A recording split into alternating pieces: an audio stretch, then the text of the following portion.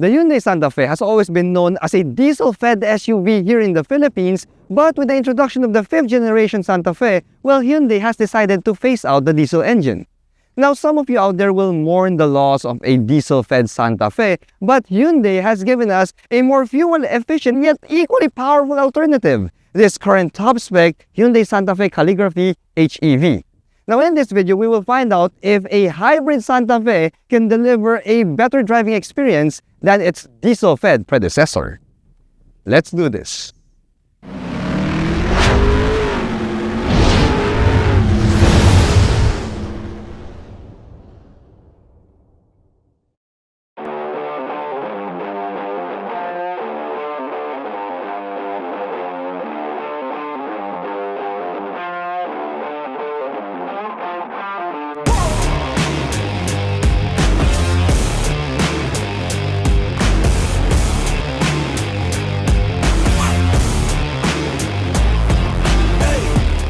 With so many perks and incentives being given to hybrids and EVs in the Philippines, it was only a matter of time before Hyundai Philippines brought in this hybrid variant of their midsize crossover SUV.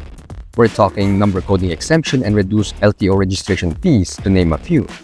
But this Santa Fe Calligraphy HEV does come at a higher price than its gasoline-only siblings, with a sticker price of 3,330,000 Philippine pesos. Now that's over 200,000 pesos more than the lower petrol-only Santa Fe Calligraphy all-wheel drive, so it begs the question, is this hybrid version of the Santa Fe Calligraphy worth that added premium price? Let's find out.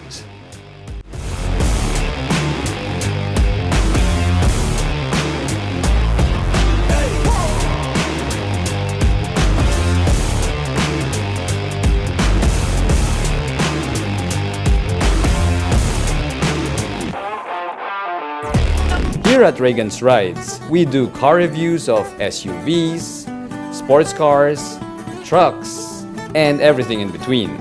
So subscribe and hit the bell.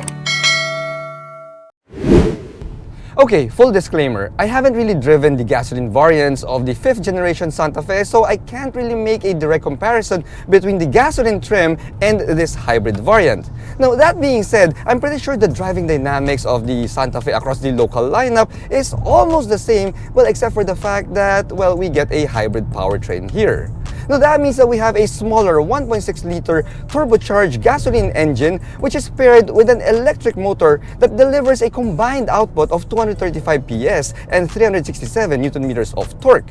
Now those power figures are a little bit lower than the petrol-only Calligraphy with its 2.5-liter turbocharged gasoline engine, but it is way higher than the base non-turbo GLS, making this HEV trim, the middle child of the lineup when it comes to power. So how does this hybrid Santa Fe feel to drive? Well, it has a rugged and hefty drive feel to it with a nicely weighted steering feel and a good level of outward visibility. Now the NVH is also surprisingly quiet for such a boxy SUV, though I did notice that some of the road bumps are transmitted inside the cabin. Now I would blame the 21-inch alloy wheels for that with its thinner than usual tires. Now, just like the Tucson HEV, we also don't get a normal drive mode here. Instead, we have Eco, Sport, and My Drive, which you can actually customize in terms of steering feel and throttle response. However, though, unlike the Tucson HEV, the Santa Fe hybrid has an all-wheel drive system, and because of that we have terrain drive modes like stuff like mud and sand in case you decide to do some light off-road work with the Santa Fe HEV. Where this hybrid Santa Fe excels though when you compare it to the other local trims is, well, of course, the fuel efficiency. You see, around the city, I was able to get 14.2 kilometers per liter on eco mode, and on the highway, the Santa Fe returned to me 19.6 kilometers per liter. Now mga dude, pare, considering that we have an all-wheel drive system here, plus it has a regular 6-speed automatic instead of a CVT, well, dudes, those are pretty impressive figures for a 7-seater mid-size crossover SUV. Now, in terms of the front fascia design, well, the Santa Fe Calligraphy Hybrid is, well, identical to the gasoline-only Santa Fe Calligraphy. So that means that we get a rugged and boxy design here up front. We also have these full LED headlight units and LED DRLs that form the letter H, plus an LED light strip across that front grille. And we also have active grille shutters here in the middle part, which helps with aerodynamics and cooling. And of course, the front bumper still has this large H design right there, giving it a distinctive look, one that is recognizable as a Hyundai from a mile away. Now, the boxy silhouette of the Santa Fe Calligraphy HEV is more evident here on the side. We do have some muscular fenders here, which better frame the 20-inch blacked-out alloy wheels. Now, the top-spec calligraphy trim also gets an assist handle here on the C-pillar. As you can see, it's hidden there. So you can use this as a grab handle and get up on the wheels in order to access your roof if you've installed a roof rack here up top. Now, this shows off the outdoorsy lifestyle that Hyundai wants you to espouse when you get a Santa Fe Calligraphy HEV. You can install a roof rack here, you can put bike racks or even a rooftop tent and get up on this roof with that hidden assisted handle there. Now, we also have blacked out window pillars, as you can see, which gives this Santa Fe more of a floating roof design. Now, when it comes to the mechanical bits, well, it remains the same across the lineup. See, this Calligraphy HEV trim gets, as I mentioned, 20-inch blacked out alloy wheels, and behind those wheels we have 4-wheel disc brakes. Now, for the suspension, it rides on MacPherson's up front and multi-links at the back. Now, in case you're thinking of the ground clearance, it's also the same as before at 177 millimeters, but the calligraphy trim also gets performance dampers here. Although, to be perfectly honest, guys, I didn't really feel any difference when I'm driving this car. Alright, so this press car's cabin is somber and all business, mainly because of the all-black finishing that we have here. Now, we do get ambient lighting, but yeah, the cabin just feels a little bit too dark. You know, if I were you, I would spec this in the cream white interior. That's also an option that's available for the Santa Fe because that looks a little bit better. It looks a little bit classier than this somber all-business black cabin. Now, having said that though, we still have these all-black leather power seats here with heat, ventilation, and as I mentioned, power adjustments. And we also have this black leather wrap steering wheel that you can adjust for tilt and telescoping. So, yep, that's pretty much par for the course.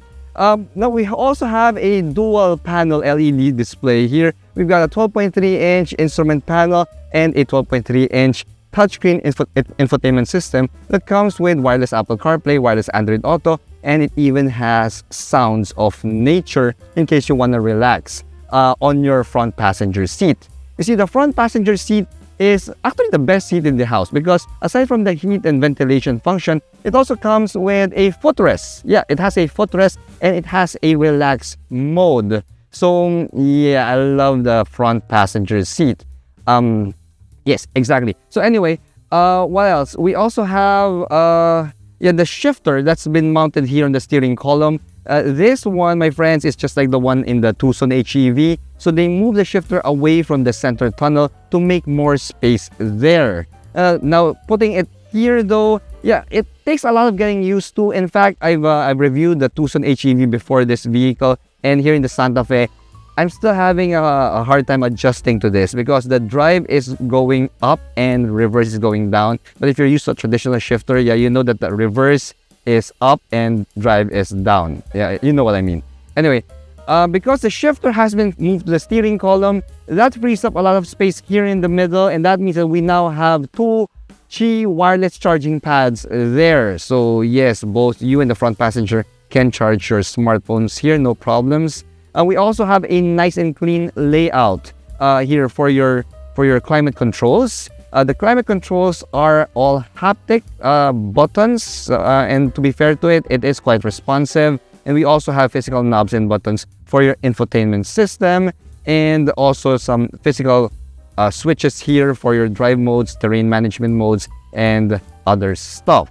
Now, when you move over to the middle dashboard portion, there we have a couple of not cup holders. Yeah, a couple of cubbies. We have a glove box and this cubby on the middle dashboard, I think, is a UV sterilizer. So there's that. We also have a large set of cup holders here. We have a cubby storage underneath this floating center tunnel, and we also have this cool box which can be opened from the front, and it can also be opened from the back. See, it's for your second row passengers.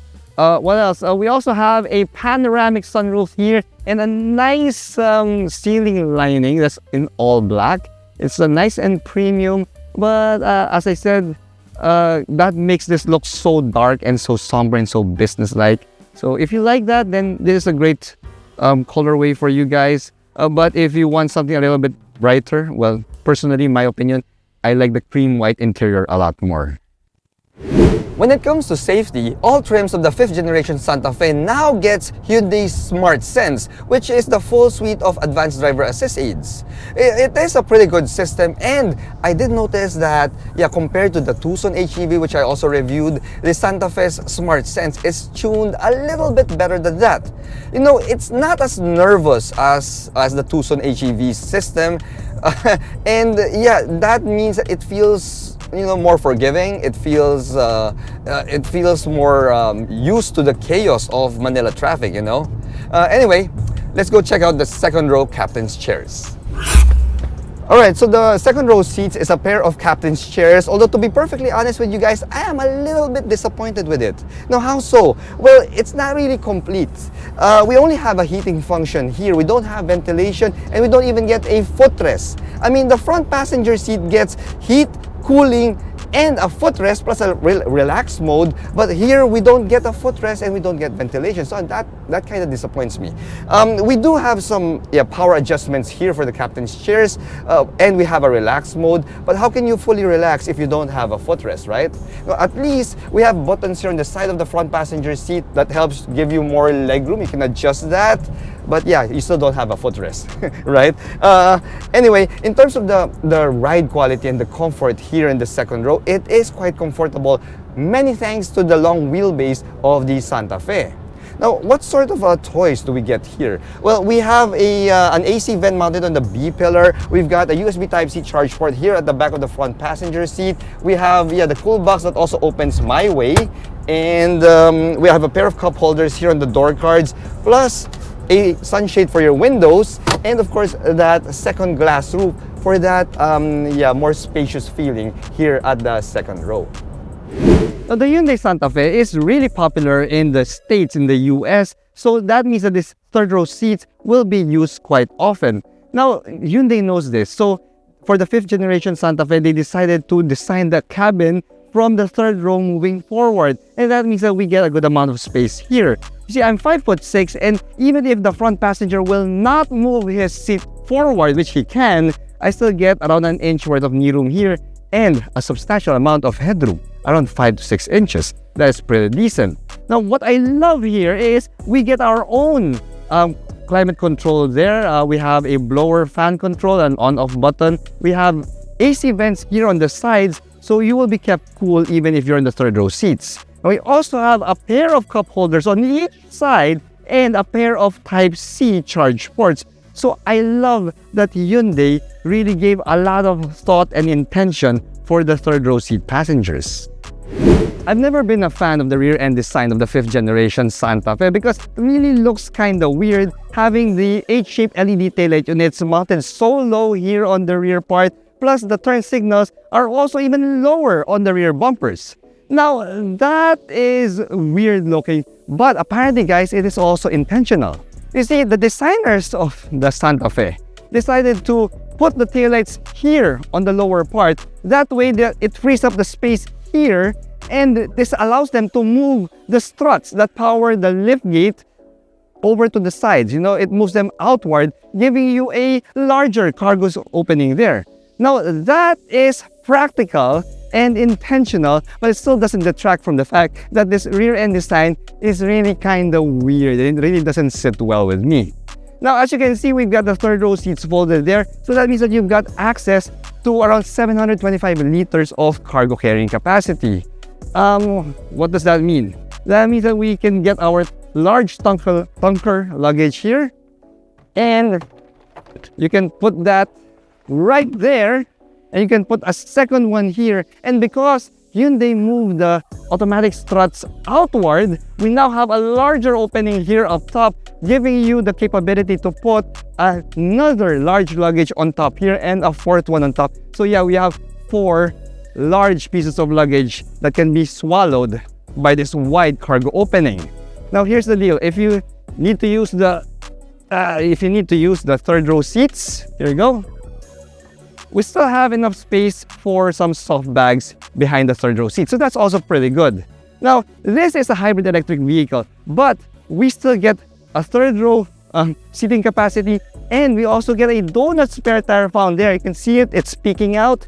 Well, that's because the hybrid battery pack of the Santa Fe can be found underneath the captain's seats of this vehicle.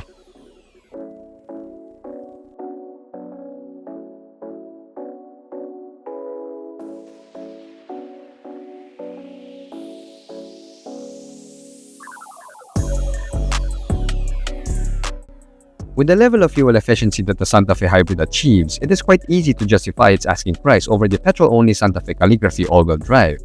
I mean, the fuel savings alone means you can recover that added price in just a few years.